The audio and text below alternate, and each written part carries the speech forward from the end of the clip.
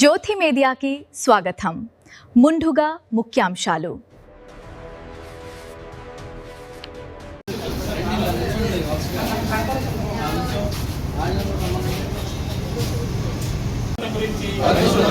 నేను వేసిన ఈ ముందడుగు ఆంధ్ర రాష్ట్రాన్ని పరిశుభ్రంగా ఉంచుటలో సహాయం చేస్తుందని నమ్ముతూ ఈ రోజు నుండి నా తోటి వారికి కూడా స్వచ్ఛతపై అవగాహన కల్పించే మనం ఈరోజు ప్లాస్టిక్ క్యారీ బ్యాగులను వాడడం వల్ల పర్యావరణానికి అలాగనే మనం ఆరోగ్య సమస్యలను పొందించుకుంటున్నాము.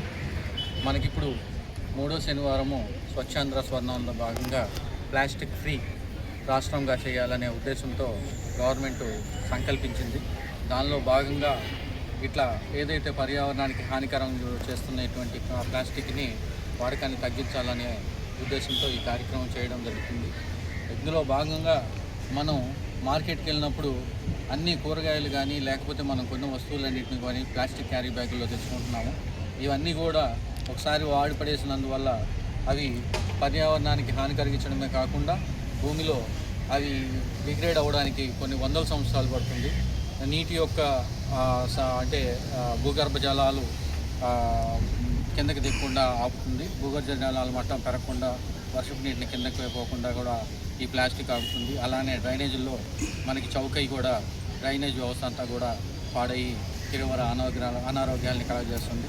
ఇందులో భాగంగా ఆంధ్రప్రదేశ్ కాలుష్య నియంత్రణ మండలి ఈరోజు మనం తీసుకునే వస్తువుల్ని ఈ క్యారీ బ్యాగులు కాకుండా జూట్ కానీ క్లాత్ కానీ గుడ్డ బ్యాగులతో వాడాలనే ఉద్దేశంతో సంకల్పించి ఈరోజు మనకి ఇక్కడ క్లాత్ బ్యాగుల్ని ప్రజలకి పంచడం జరుగుతూ ఉంది.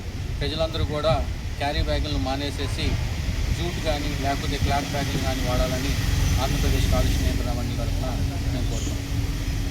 మొక్కలు నాటుతూ ఈ చక్కటి కార్యక్రమానికి శ్రీకారం చుడుతున్నాం.